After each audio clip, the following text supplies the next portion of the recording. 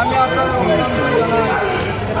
আমার 1971 সালের 24শে মার্চ পাকিস্তানি হায়দার বাহিনী যখন গণহত্যা করতেছিল, তখন বাংলাদেশের সমস্ত বাংলাদেশ স্তম্ভিত ছিল। তখন শহীদ রহমান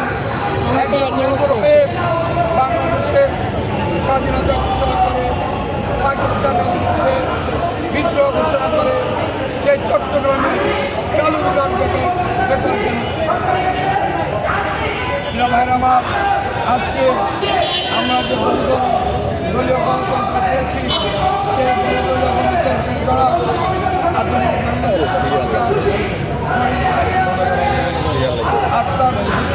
সিরিয়াল তৈরি হয়ে গেছে।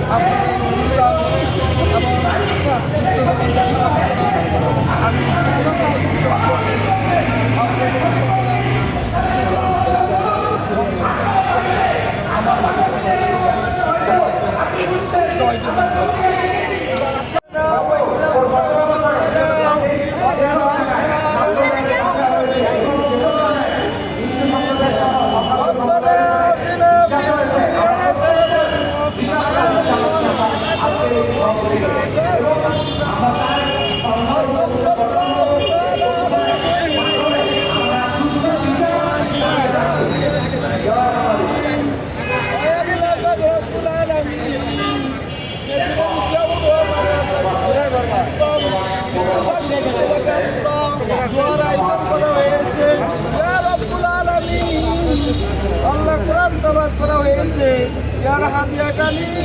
আল্লাহ তার ভাই মোনাজাতের ভিতরে কথা বললেন না, ভিডিও চলে এলো, অনেকে লাইভ চলে তো দেখলে তার কবরে আযাব মাফ করে দিয়েন আল্লাহ, তার কবর কানে জান্নাত করে দিয়েন আল্লাহ, জীবনের গুনাহগাতা মাফ করে দিয়েন আল্লাহ। দেশ বেগম খালেদা জিয়া আল্লাহ দীর্ঘদিন অসুস্থ ছিল, আল্লাহ লন্ডনের থেকে আল্লাহ চিকিৎসা নিয়ে দেশের ফিরেছে। রব্বুল আলামিন মেহেরবানি করে আল্লাহ তাকে সুস্থতা দান করিয়েন আল্লাহ, নেক দান করিয়েন আল্লাহ। আরাফাত রহমান কবর সাহেবকে আল্লাহ মাফ করে দিয়েন আল্লাহ, তার কবরখানি জান্নাতুল বাগিচা বানিয়ে দিয়েন আল্লাহ, মেহেরবানি করে আল্লাহ তার কবরের সাথে জান্নাতের সাথে কালেকশন করে দিয়েন রব্বুল আলামিন। মেহেরবানি করে আল্লাহ তার রব্বুল আলামিন আমাদের দেশ